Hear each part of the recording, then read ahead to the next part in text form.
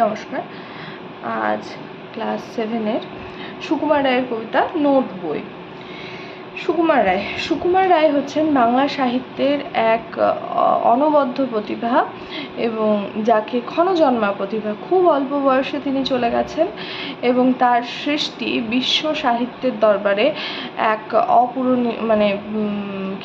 অকল্পনীয় সৃষ্টি এবং অপূরণীয় ক্ষতি তার চলে যাওয়া। কেন বলছি? তার কারণ হচ্ছে সুকুমার রায় হচ্ছেন শিশু সাহিত্যিক বলতে শিশুদের জন্য, শিশু এবং কিশোরদের জন্য যে সাহিত্য, তাকে আমরা শিশু সাহিত্য বলি।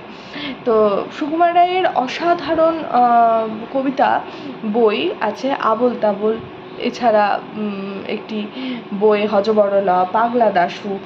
এই যে চরিত্রগুলো সুকুমার রায়ের, বিশেষ করে আবোল তাবোলের মতো, অর্থাৎ এই অদ্ভুত কাব্যগ্রন্থ এটা আর কোনো সাহিত্যে তৈরি হয়নি। এবং সুকুমার রায় খেরোর খাতা, বাচ্চাদের জন্য অসম্ভব সুন্দর, অসম্ভব ইউনিক সমস্ত কল্পবিজ্ঞান, এই সমস্ত কিছু তার লেখায় ধরা পড়েছে এবং খুব মজার। আজকের এই কবিতাটি খায় খায় অবাক জলপান হচ্ছে নাটক, ঝালাপালা, লক্ষণের শক্তিশালী ইত্যাদি তার লেখা। আচ্ছা, আজকের কবিতা নোটবুক, এটি হচ্ছে সুকুমার রায়ের আবোল তাবোল কবিতা থেকে, কাব্যগ্রন্থ থেকে নেওয়া। বাবার নাম উপেন্দ্র কিশোর রায়চৌধুরী। উপেন্দ্র কিশোর রায়চৌধুরীও শিশু সাহিত্যিক ছিলেন। তিনি সন্দেশ পত্রিকার প্রকাশক ছিলেন। বাচ্চাদের জন্যই লেখা, সন্দেশ পত্রিকায় বাচ্চাদের জন্যই লেখা প্রকাশিত হতো। এই দেখো পেন্সিল নোটবুক এ হাতে, এই দেখো ভরা সব কিলবিল লেখাতে, ভালো কথা শুনি যেই চটপট লিখি তাই, ফড়িংয়ের কটা ঠ্যাং আর শোলা কি খায়, আঙুলেতে আঠা দিলে কেন লাগে চটচট, কাতুকুতু দিলে গরু কেন করে ছটফট। অদ্ভুত একটা ছন্দ, অর্থাৎ ছন্দ আছে কিন্তু ছন্দটা বেশ সুন্দর, মজার ছন্দ। কবিতা পড়তে গেলেই একটা মজা লাগে। এই দেখো পেন্সিল, এক হাতে পেন্সিল আর এক নোটবুক হাতে নিয়ে বলছে এই দেখো পেন্সিল নোটবুক এই হাতে, অর্থাৎ এক হাতে পেন্সিল আর এক হাতে নোটবুক। এই দেখো ভরা সব কিলবিল লেখাতে, অর্থাৎ লেখা এর মধ্যে কিলবিল করছে, এর মধ্যে প্রচুর লেখা ভরা এই নোটবুকে।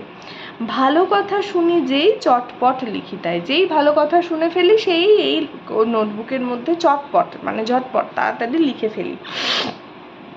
ফড়িংয়ের কটা ঠ্যাং আর শোলা কি খায়। তাহলে কি ভালো কথা? বিভিন্ন প্রশ্ন, মনের মধ্যে বিভিন্ন প্রশ্ন, অর্থাৎ কোনো শিশু, কোনো বাচ্চা তার মনে যে অসম্ভব প্রশ্ন জন্ম দেয়, সেই প্রশ্নের সমস্ত উত্তর একটি বাচ্চা তার হাতের একটা নোটবুকের মধ্যে লিখে রেখেছে। হ্যাঁ, যে তার মনে যা প্রশ্ন আসে সেই প্রশ্নের উত্তরগুলো সে যখন পায়, কেউ তাকে হয়তো বলে, তখন সে তার মধ্যে লিখে রাখে। ফড়িংয়ের কটা ঠ্যাং আর শোলা কি খায়, আঙুলেতে আঠা দিলে কেন লাগে চটচট, কাতুকুতু দিলে গরু কেন করে ছটফট। এইগুলো হচ্ছে তার প্রশ্ন। আঙুলে আঠা দিলে কেন চটচট করে, কাতুকুতু দিলে কেন গরু ছটফট করে। দেখে শিখে পড়ে শুনে বসে মাথা ঘামিয়ে নিজে নিজে আগাগোড়া লিখে গেছি আমি। অর্থাৎ দেখে, সমস্ত কিছু দেখে শুনে বুঝে তারপরে আমি নিজে নিজে এর উত্তর আগাগোড়া শুরু থেকে শেষ পর্যন্ত ডায়েরিটা আমি লিখে গেছি। অর্থাৎ একটি শিশু তার মনের মধ্যে যে প্রশ্ন, সেই প্রশ্নটাকে কবি জায়গা দিচ্ছে কোথাও, যে হ্যাঁ, শিশুর প্রশ্নতে আমরা যে সবসময় বলি না যে এই ফালতু এত প্রশ্ন করে, এত বিরক্ত করে, এটা কিন্তু কবি হতে বারণ করছেন, বলছেন যে এটা স্বাভাবিক এবং এই স্বাভাবিকতা থেকেই সে কাজগুলো করে। কান করে কট কট, ফোড়া করে টন টন, ওরে রামা ছুটে আয় নিয়ে আয় ললঠন। বলছে কান কটকট করে, ফোড়া টন টন করে ফোড়া তে ব্যথা হয়। বলছে রামা একজনকে ডাকছে, তার ছুটে আয় নিয়ে আয় ললঠন নিয়ে আয়, অর্থাৎ সেদ দেব। কাল থেকে মনে মোর লেগে আছে খটকা একটা প্রশ্ন। ঝোলা গুড় কিসে দেয়, সাবান না পটকা, ঝোলা গুড় কিসে দেয়, সাবানে দেয় নাকি পটকাতে দেয়? এই বেলা প্রশ্নটা লিখে রাখি গুছিয়ে, জবাবটা জেনে নেব মেজদাকে খুঁচিয়ে। বলছে এই বেলা প্রশ্নটা, যে প্রশ্নটা মনে এলো যে এই ঝোলা গুড় কিসে দেয়, সাবান না পটকা, সেটা এই বেলা প্রশ্নটা গুছিয়ে লিখে রাখি, যেই মেজদা আসবে মেজদাকে খুঁচিয়ে, অর্থাৎ মানে একটু বিরক্ত করে জবাবটা জেনে নেব, উত্তরটা জেনে নেব।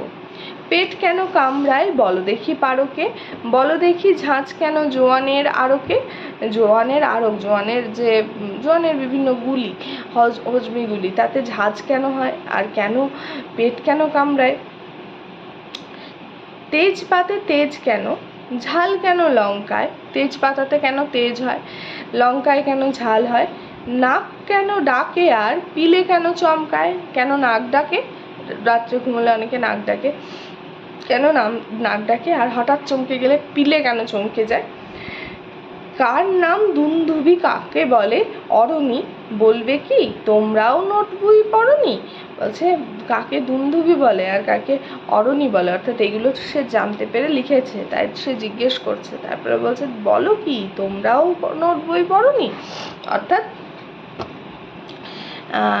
এই যে এত প্রশ্ন, বাচ্চাদের মনের মধ্যেও তো প্রচুর প্রশ্ন থাকে, এই এত প্রশ্নকে কবি কোথাও, মানে এই প্রশ্নগুলো হচ্ছে বাচ্চাদের সৃষ্টিশীলতা বা মননশীলতার একটা অভ্যাস, এই প্রশ্নগুলোর কোথাও একটা আমাদেরও জায়গা দিতে হবে।